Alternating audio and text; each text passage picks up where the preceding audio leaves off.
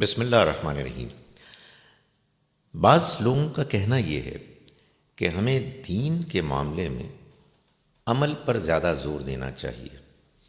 ہم بہت زیادہ علمی موشگافیوں،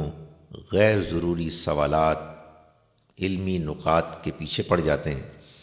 جس کے نتیجے میں جو اصل مقصد ہے یعنی دین پر عمل کرنا، اس کو اختیار کرنا، وہ منفی طور پر متاثر ہوتا ہے۔ تو کیا یہ بات صحیح ہے؟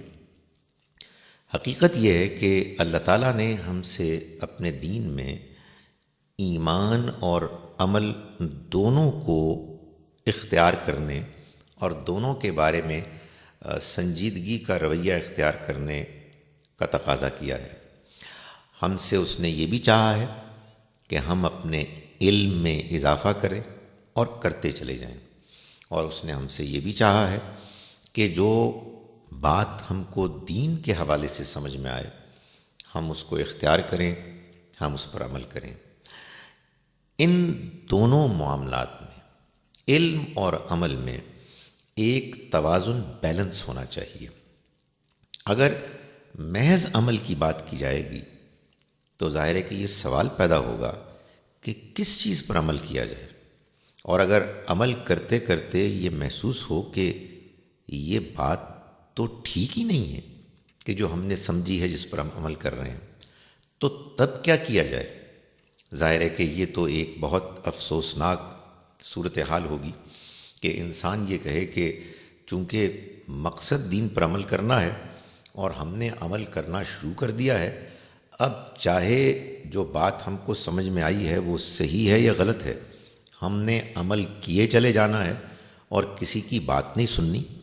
تو پھر یہ صحیح رویہ نہیں ہوگا، یہ تو ضد اور ہٹ دھرمی ہوگی۔ اور ایسا بہت دیکھنے میں آیا ہے کہ بعض مذہبی گروہ عمل کے نام پر اپنے گروہ کے اندر شامل لوگوں کو دوسرے مسلمانوں سے کاٹ دیتے ہیں،